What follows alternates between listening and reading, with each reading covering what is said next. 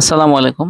আজকের এই ভিডিওতে আমি আপনাদেরকে দেখাবো কিভাবে আপনি আপনার ফেসবুক পেজটি ডিলিট করবেন।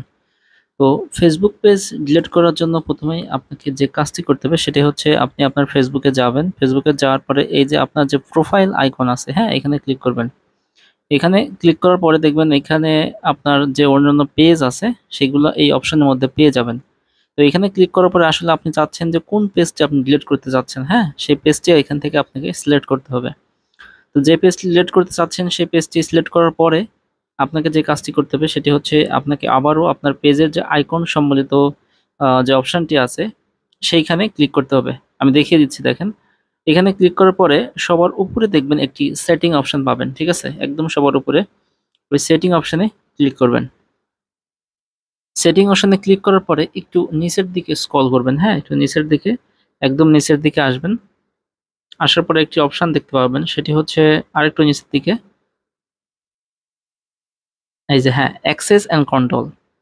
এই অ্যাক্সেস অ্যান্ড কন্ট্রোল যে অপশনটি দেখতেছেন এইখানে ক্লিক করবেন।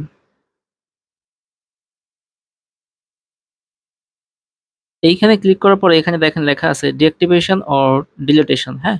মানে আপনি আসলে কি করতে চাচ্ছেন? আপনি আপনার পেজটি ডিঅ্যাক্টিভ করতে চাচ্ছেন না ডিলিট করতে চাচ্ছেন? আমরা যেহেতু আমাদের পেজটি ডিলিট করতে চাচ্ছি, সো আমরা ডিলিট অপশনটি সিলেক্ট করব। সিলেক্ট করার পরে এখান থেকে কন্টিনিউ অপশনে ক্লিক করবেন। ক্লিক করার পরে আপনি আসলে কি কারণে ফেসবুক পেজ ডিলিট করতে চাচ্ছেন, সো এখান থেকে মোটামুটি যেকোনো একটি ক্লিক করলেই হবে। মানে আপনি যেকোনো একটা ক্লিক করতে পারেন বা আপনার যে সুবিধা মতো যেকোনো একটা ক্লিক করে কন্টিনিউ করলেন।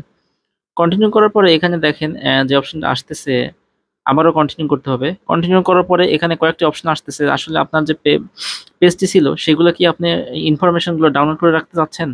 বা আরো কিছু চেক করতে চাচ্ছেন, অ্যাক্টিভিটি চেক করতে চাচ্ছেন বা ইনফরমেশন ট্রান্সফার করতে চাচ্ছেন? যদি না চান এখান থেকে কন্টিনিউ করবেন।